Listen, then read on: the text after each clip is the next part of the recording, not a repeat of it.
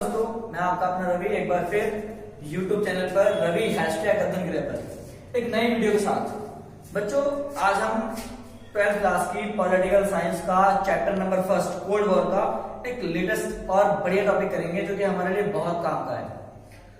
आप लोगों को मैंने गुट निरपेक्ष के बारे में बताया था, गुट निरपेक्ष के बारे में, उससे ही रिलेटेड ये क्वेश्चन है। हम इस चैप्टर के अंदर ना उन्हीं क्वेश्चन को यूट्यूब पे डाल रहे हैं जो क्वेश्चन बहुत ज्यादा हॉट है और मतलब गर्म, जिनके मतलब आने के चांसेस बहुत ज्यादा होते हैं, जो एग्जाम में आ सकते हैं, जिनके कंसेप्ट बिल्कुल भी क्लियर नहीं होते। हम उन कंसेप्ट को क्लियर कर रहे हैं, समझाने की मैं कोशिश करूंगा और जो क्वेश्चन या टॉपिक मैं समझाऊंगा उस क्वेश्चन को वीडियो के एंड में मैं टैग भी करूंगा। आप उसे ध्यान से पॉज करके स्क्रीनशॉट लेके पढ़ के और लिख सकते हैं आराम से। तो हम कंसेप्ट को इस वीडियो में बिल्कुल क्लियर कर लेंगे, कंसेप्ट क्या है। और ये कंसेप्ट मैंने बच्चों को ट्यूशन पढ़ाता हूँ, बच्चों को 10 सालों से पढ़ा रहा हूँ। बच्चे इस क्वेश्चन को हर बार समझ नहीं पाते क्वेश्चन क्या कह रहा है और क्या चाहता है इस क्वेश्चन को। तो इस क्वेश्चन को हम बिल्कुल बारीकी समझते हैं। तो ये क्वेश्चन है बच्चों गुट निरपेक्ष, जिसे हमने इंग्लिश में नॉन अलाइनमेंट पढ़ा था।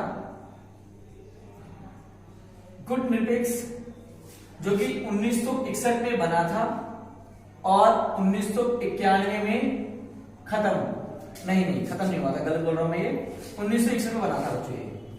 ये दो गुटों को अलग रख के बना था, जैसे कि एक था गुट यूएसए और एक गुट था यूएसएसआर। ये मैंने आपको पिछली वीडियो में अच्छे से समझाया हुआ है।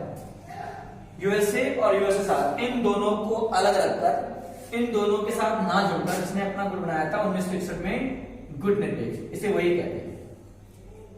ठीक है, अब इससे रिलेटेड एक क्वेश्चन आता है कि जो हमारा कोल्ड वॉर था, कोल्ड वॉर जिसे हम कहते हैं CQ,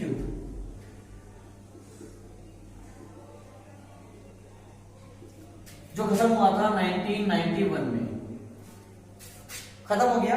इसका मतलब खत्म क्यों हुआ था ये? क्योंकि यूएसएसआर खत्म हो गया था, सोवियत संघ खत्म हो गया। जब सोवियत संघ खत्म हो गया प्रॉपरली, तो ये जो गुट था, इस गुट का उद्देश्य क्या था? इन दोनों गुटों से अलग रहना। गुट निरपेक्ष, दोनों गुटों से निरपेक्ष मतलब अलग होकर रहना, ये उद्देश्य था इसका। तो ये हमने बताया अभी तक गुट निरपेक्ष के बारे में।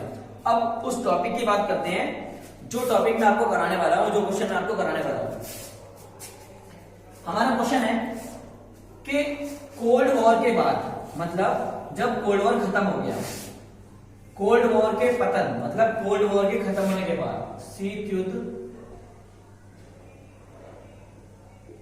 के पतन या विघटन के बाद दो बातें आती हैं। एक तो गुट निरपेक्ष प्रासंगिक है, प्रासंगिक, और एक अप्रासंगिक है,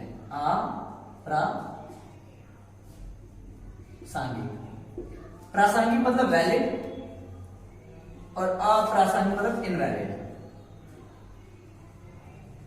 ये दोनों ही बातें मैं आपको एक बार में समझा दूंगा, बस थोड़ा ध्यान से सुनना बात को। देखो, गुट निरपेक्ष जो कि बनाया गया था दो गुटों से अलग रहने के लिए, लेकिन जब कोल्ड वॉर खत्म हो गया, एक गुट खत्म हो गया, तो इसकी क्या जरूरत है?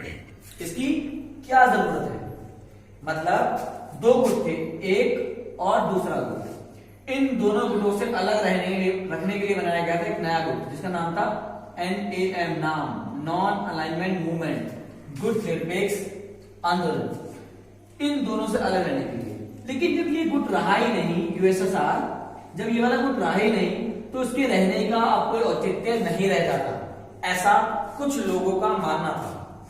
जिन लोगों का ये मानना था, उन्हीं के अनुसार अब ये अप्रासंगिक हो गया है। मतलब कुछ लोग, कुछ विचारक कहते हैं कि जिस उद्देश्य के लिए ये गुट बनाया गया था, कोल्ड वॉर खत्म होने के बाद एक गुट खत्म हो गया, तो ये गुट अब किसी काम का नहीं है। इस नजरिए से देखेंगे तो इसका मतलब क्या है? इसका कोई औचित्य नहीं रहा। औचित्य मतलब वैल्यू नहीं रही है उसकी कोई। इस वाली दृष्टि से अगर हम सोचेंगे तो इसका मतलब ये है कि ये क्या हो गया? इनवैलिड। क्या हो गया? इनवैलिड। लेकिन कुछ लोगों का, कुछ विचारकों का कहना है कि ये अभी भी वैलिड है। वैलिड का मतलब पूरी तरह से जरूरी है, आज भी इसकी जरूरत है। क्यों? ये भी टॉपिक बहुत इंपॉर्टेंट है और ये 3 नंबर का क्वेश्चन इसका भी आ सकता है और 3 नंबर का इसका भी आ सकता है, या दोनों भी आ सकते हैं। तो गुट निरपेक्ष हमने बनाया किसके लिए था? आपको मैंने बताया था गुट निरपेक्ष में 2 तरह के देश शामिल थे, एक विकासशील देश और दूसरा नव स्वतंत्रता प्राप्त। मतलब अगर देखा जाए तो ये गरीब देश था। कौन से देश है? गरीब देश, कमजोर देश। इन्हें हम तीसरी दुनिया के देश भी बोलते हैं, तीसरी दुनिया के देश। तो बच्चों आज के टाइम पे मतलब जब कोल्ड वॉर खत्म हो चुका है, एक महाशक्ति जो कि खत्म हो चुकी है, तो एक ही महाशक्ति बची, यूएसए। पहले तो ये था कि अगर इस गुट को इन देशों पे मतलब इन देशों पे विकासशील देशों पे अगर ये वाला गुट कब्जा करेगा तो ये बचा लेगा, ये कब्जा करेगा तो ये बचा लेगा। लेकिन अब कोल्ड वॉर खत्म होने के बाद एक गुट तो हमारा खत्म हो गया, एक गुट हमारा बिल्कुल फिनिश हो गया, तो अब एक गुट बचा। लेकिन अब एक गुट बचा, एक ही महाशक्ति बचा, वर्ल्ड पावर बचा। ये अब इन देशों पर यूएसए अब इन देशों पर कब्जा कर सकता है, मनमानी कर सकता है, तो ये देश कभी भी आगे नहीं बढ़ पाएंगे। तो इन देशों को लेकर चलने के लिए मतलब इन देशों को मजबूत बनाने के लिए, इन देशों को एक साथ रखने के लिए, इन देशों के सम्मान के लिए, इन देशों को आगे बढ़ाने के लिए, इनका सांस्कृतिक, राजनीतिक, सामाजिक हर तरह का विकास करने के लिए एक गठबंधन जरूरी है, एक नेता जरूरी है। तो इन देशों के लिए अभी भी गुट निरपेक्ष बहुत जरूरी है।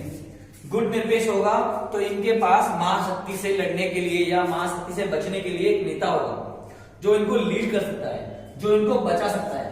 अगर ये नहीं होता तो अब इन देशों पर कौन कब्जा कर लेगा? यूएसए। और आपको पता है अगर कोई देश किसी देश पे कब्जा कर ले तो उस देश की इकोनॉमी खराब होने के चांसेस होते हैं। तो आज हमने 2 व्यू पढ़े बच्चों, पहला व्यू प्रासंगिक और दूसरा अप्रासंगिक। एक बार और करते हैं। अप्रासंगिक का मतलब है जिस उद्देश्य के लिए बनाया गया था वो उद्देश्य अब नहीं रहा। 2 गुट के लिए, 2 गुट से अलग रखने के लिए बनाया गया था, लेकिन 2 में से एक गुट खत्म हो गया तो अब ये नहीं होना चाहिए, ऐसा कुछ लोगों ने कहा। लेकिन ये मतलब ये है कि ये जिन देशों का नेता था मतलब जो देश इसमें शामिल थे, उन देशों के सम्मान के लिए, उन देशों को आगे बढ़ाने के लिए, उन देशों की तरक्की के लिए ये आज भी बहुत इंपॉर्टेंट रोल निभाता है। इसलिए इसे होना चाहिए, ये आज भी वैलिड है। तो आज हमने इस टॉपिक के 2 पॉइंट पढ़े, गुट निरपेक्ष दल या गुट निरपेक्ष आंदोलन की प्रासंगिकता और अप्रासंगिकता पर। ठीक है, तो मिलते हैं अगले टॉपिक में। लेकिन मैंने इस वीडियो के बाद इससे रिलेटेड जो क्वेश्चन है वो टैग किए हैं, उन क्वेश्चन को ध्यान से पढ़ना, समझना और ये टॉपिक को भी ध्यान से समझना। Thank you.